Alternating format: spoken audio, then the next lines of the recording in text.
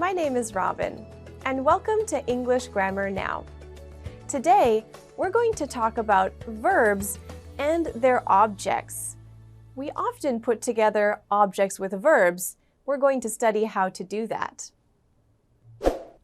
Verbs that really need an object are called transitive verbs. Here's a few examples. The verb to send is transitive. We often put it with an object. For example, you could send a letter. You could send a text, or you could send a note. The verb to buy is also transitive. You could buy a computer. You could buy a dog, or you could buy a plant.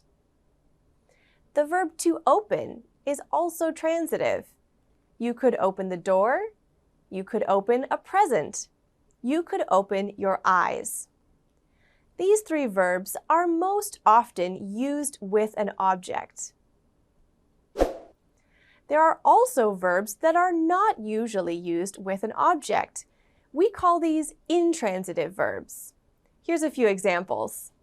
To laugh, to cry, to belong, and to disappear. You could put other things in the sentence after these verbs, but it wouldn't be the object of the verb. For example, you could laugh at a joke, but the joke is not an object of the verb. You're simply adding more information into the sentence. There are also some verbs that can be used with an object or without an object. So they have a transitive form and an intransitive form. They look the same, however, as you can see in these examples. I play in the park. I play soccer. In the first sentence, the phrase in the park is just telling you where we play. It's not an object of the verb. But in the second sentence, soccer is the object of the verb. It is what you play. Here's two more examples. You walked for hours. You walked the dog for hours. In the first sentence, for hours is just adding more information about the amount of time. In the second sentence, the dog is the object of the verb. Walk the dog is a common group of words. Here's some for you to try. Take a look at these 6 sentences and see if you can figure out which of them are using transitive verbs, which means in which of these sentences does the verb have a direct object? See if you can figure it out. Here's the sentences that have transitive verbs in them. In sentence 1, he caught the bus to school. The bus is the object of the verb caught. He caught the bus.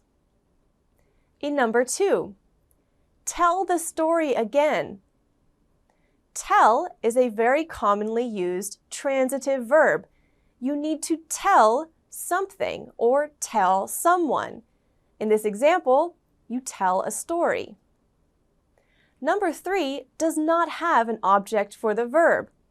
Wait is used intransitively. All we have in this sentence is the subject, the helping verb, and the main verb. We can't wait. In number 4, I'll eat the last sandwich. This is transitive. What are we going to eat? The last sandwich, which is the object of the verb to eat. Number 5 also doesn't have an object for the verb. She fell down. It's only a subject and a phrasal verb. Number 6, let the dog out, please. In this sentence, the first word is our verb, let, and the dog is the object of that verb. We are letting the dog out. Great job! You may remember something we studied in the last episode. Some verbs are always followed by infinitives. For example, he promised to pick up his things tonight. With to in it, the verb is called an infinitive form. To pick is the infinitive form of that verb. Then we have gerunds, which have ing at the end. Some verbs are always followed by gerunds. For example, we enjoy seeing you on stage. Enjoy is always followed by the gerund form of the next verb. Then some verbs can take both with the same meaning. For example, I love to laugh, I love laughing. Both of those sentences mean the same thing. However, we have to be careful because some verbs will take both.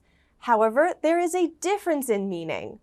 For example, please remember to take your gloves is different in meaning from do you remember taking your gloves? You may remember us studying this in the last episode. Please remember to take is a future action, and do you remember taking is a past action. That's review. Now let's see where we put objects with these verbs. If we need to add an object along with two verbs put together, we will put the object in between those two verbs. Here's some examples. Olivia told me to be careful. Now, to tell is a transitive verb. It needs an object. So we will put the object immediately after to tell. So, to tell, then the object me, then the second verb, to be. Olivia told me to be careful. Another example. He persuaded his friend to go back to school.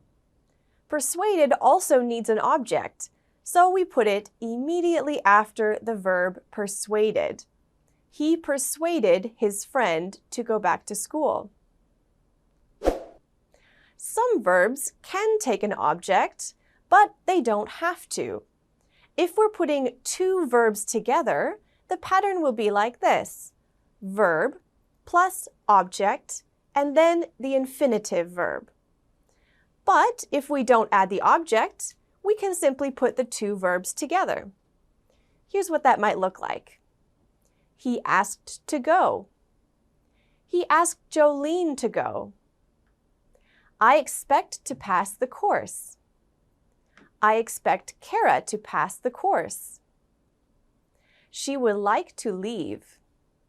She would like you to leave. Help to carry this up the stairs.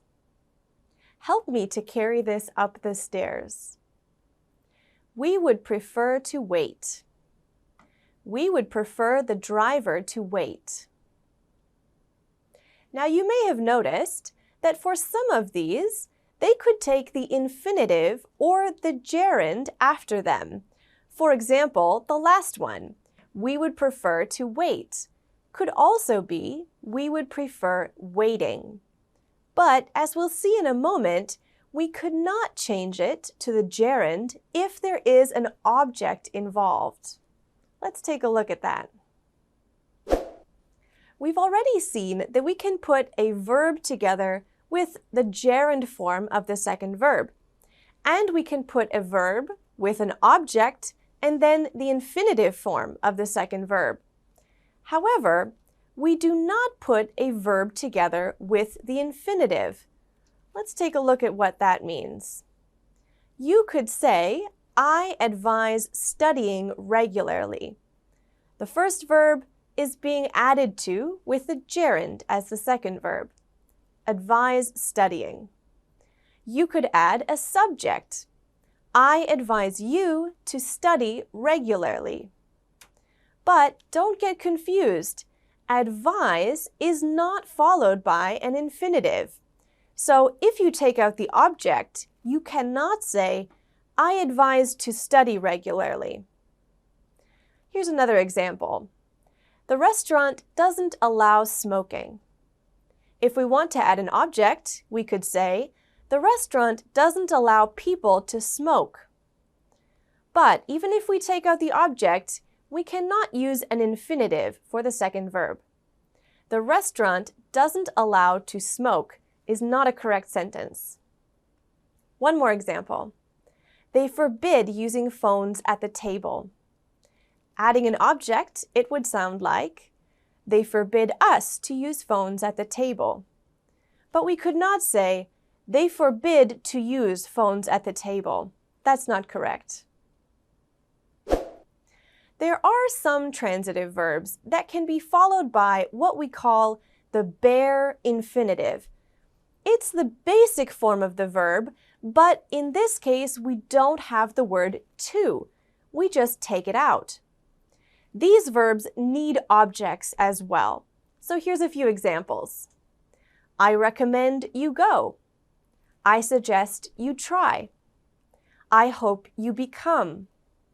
I made her laugh. I saw her leave.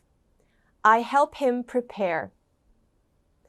In some of these, it wouldn't matter if you added the word to. For example, I help him to prepare. But more commonly, they're used without the to. That's what we call a bare infinitive. Here's another practice activity for you.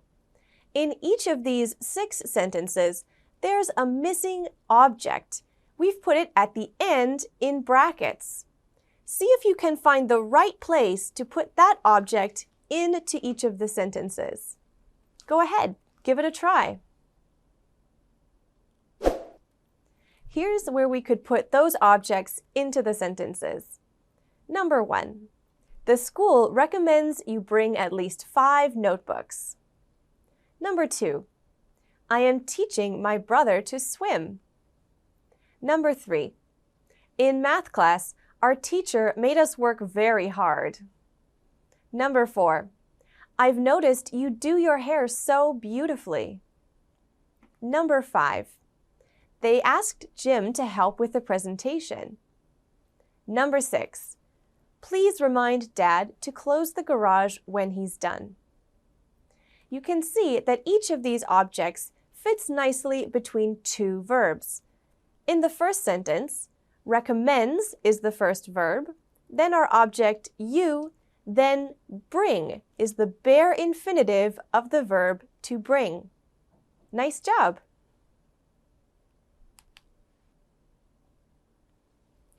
So that's our lesson on verbs and their objects.